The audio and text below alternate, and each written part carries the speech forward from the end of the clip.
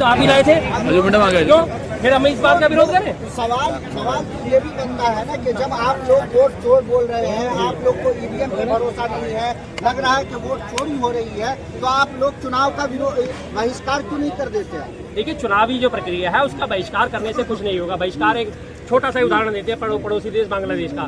बांग्लादेश में विपक्ष ने बहिष्कार करा था, उसके बावजूद भी शेख हसीना आ गई, विपक्ष ने बहिष्कार कर दिया, कोई इसको सीरियस नहीं लिया गया। उन्होंने एक तरफा अपनी सरकार बना ली और एक तरफा अपनी मनमर्जी चलाई और अपने मनमाने फैसले थोपे, जिसकी वजह से आज वो निर्वासित जीवन जी रही है। आज वो सबसे बड़ी घुसपैठियां बन के भारत में बैठी है, उन्हें निकालने के बारे में कोई काम नहीं हो रहा। तो अगर विपक्ष जो है बहिष्कार कर देगा तो बहिष्कार से होने वाला तो कुछ है नहीं।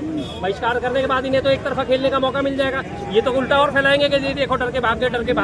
हम डर के भागने वालों में नहीं सही, हम डर का सामना करते हैं, मैदान में उतरते हैं। हम घुटनों के बल चलने वाले लोग नहीं हैं, हम सीना तान के लड़ने वाले लोग हैं। शर्मा जी, बीजेपी ये भी कह रही है कि जिस बांग्लादेश में हुआ, श्रीलंका में हुआ, नेपाल में हुआ, वैसे ही आप चाहते हैं, पाकिस्तान में वैसे ही चाहते हैं कि यहाँ के लोगों को भड़काए और लोग सड़क पे आ जाए अलगता पहले। लेकिन ये मोदी है, मोदी बिल्कुल नहीं होगा ऐसा। हम भी नहीं चाहते कि वहाँ जैसी हिंसा हमारे यहाँ फैले।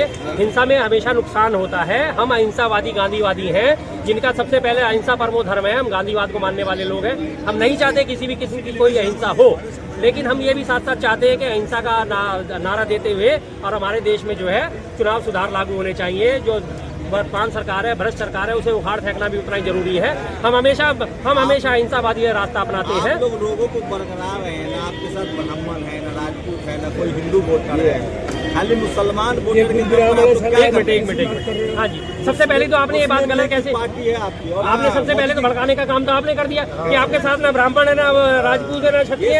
आप देश की जनता को ब्राह्मण, क्षत्रिय, राजपूत में बांटना चाहते हो। कांग्रेस का नारा क्या था? कांग्रेस का नारा क्या था? जात पे ना पात पे मोहर लगेगी हाथ में। कभी जात पात की राजनीति नहीं करी कांग्रेस ने, और कांग्रेस ही अकेली वो पार्टी है जिसने सबको साथ लेके, सबको साथ, कोई खिलाफ नहीं है। सिर्फ ये नैरेटिव खिलाया जा रहा है। बीजेपी के पास वोट कितना जाता है? 40%। 60% वोट तो विपक्ष के पास आता है ना। 60% वोट विपक्ष के पास क्यों आता है? और रही बात मुसलमानों की, मुसलमान इस देश के नागरिक नहीं है क्या? मुसलमानों का इस देश में जीने का अधिकार नहीं है क्या? अगर कांग्रेस पार्टी उनकी आवाज उठा रही है तो क्या गलत कर रही है? क्या कांग्रेस पार्टी भी सरेंडर कर दे योगी जी के मॉडल के आगे, के मुसलमानों के घरों को बुलडोजर चला दो? किस बात के लिए? क्या है मुसलमान की हमारे देश में टैक्स नहीं भरते? 75% 80% हिंदू है ना, हिंदू आपको वोट ही नहीं दे रहा, आप कैसे जीतेंगे? नहीं दे। राहुल गांधी जी का साफ साफ कहना है, बेशक 500 चुनाव हार जाए, लेकिन धर्म आधारित राजनीति हम नहीं करेंगे। ना करी थी, ना करी है और ना कभी करेंगे। राम मंदिर के खिलाफ है? बिल्कुल। क्या मंदिर के खिलाफ? जो इस धरती की पुत्री है वे सब भारत माता के अंश हैं, वे सब एक तरह से भारत माता ही हैं। और इसी सोच, इसी भावना ने हमारे संविधान को बनाया। इसी भावना ने आप सबको ले, इसी सोच ने, इसी भावना ने इस तरह की संस्थाएं बनाई कि लोकतंत्र को मजबूत रखें। कैसी संस्थाएं थी ये? न्यायपालिका, मीडिया, संसद, ये राजनीतिक दल जिसका हम भाग हैं, विपक्षी दल, सत्ता पक्ष के जो नेता है वो, चुनाव आयोग, ये सब जनता के हित की रक्षा के लिए बनाए गए।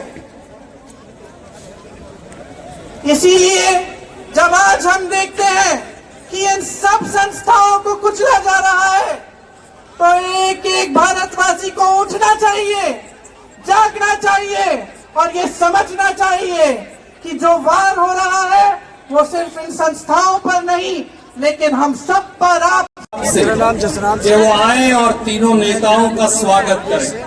कानपुर का रहने वाला हूँ, मैं ब्लॉक अध्यक्ष कांग्रेस पार्टी का, और मैं जो यहाँ आया हूँ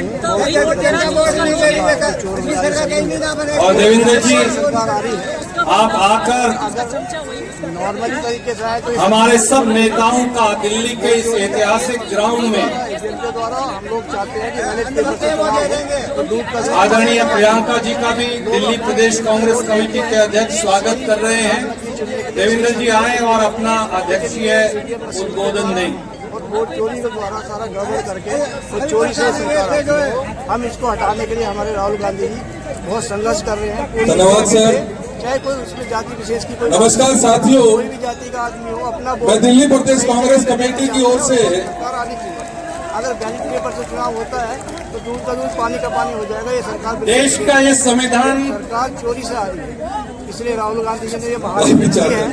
सब लोगों नमस्कार को साथियों, कोई भी जाति का मैं दिल्ली प्रदेश कांग्रेस कमेटी की ओर से तो हमारे राष्ट्रीय अध्यक्ष ताकि लोग सम्मानित श्री मल्लिकार्जुन खड़गे जी का माननीय न्याय योद्धा अजय माकन जी तथा मंच पर विराजमान सभी वरिष्ठ कांग्रेस नेताओं का हृदय से स्वागत करता हूं। सिग्नेचर हुए हैं वो भी आदरणीय सोनिया गांधी जी जो हम सब की प्रेरणा स्रोत है, मैं दिल की गहराई से आपका स्वागत करता हूं, धन्यवाद करता हूं कि इस वातावरण खराब होने के बावजूद भी आप इस महारैली में पधारे।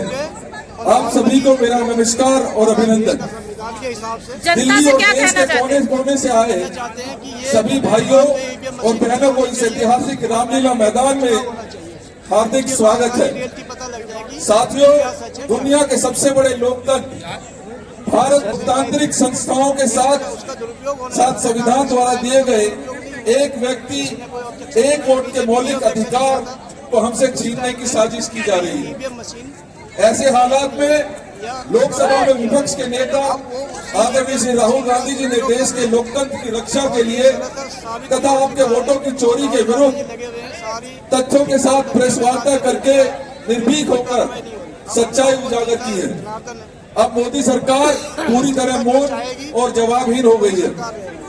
वोट चोरी के विरोध में देश भर के लोगों ने वोट चोरी কাৰণটো কি যে যদি চাহ শ্ৰমিকৰ মজুৰি বৃদ্ধি হ'ল, যদি অসমত যদি সংস্থাপনৰ জীৱিকা আহৰণৰ যদি সুযোগ থাকিলে তেতিয়া আজি অৰুণাচলৰ দুৰ্গম পাহাৰত গৈ আমাৰ অসমৰ এনেকুৱাকৈ শ্ৰমিকসকল মৃত্যুমুখত পৰিবলগীয়া নহয়। গতিকে এই কথাবিলাক অসমৰ মানুহে দেখি আছে। ব্ৰহ্মপুত্ৰ খনন কি হ'ল, দুই পাৰ এক্সপ্ৰেছ হাইৱে কি হ'ল, বিজেপি আহিলে বিদেশী যাব বুলি কৈছিলে কি হ'ল, অসমৰ শিক্ষা ব্যৱস্থাৰ বৰ্তমান অৱস্থা কেনেকুৱা।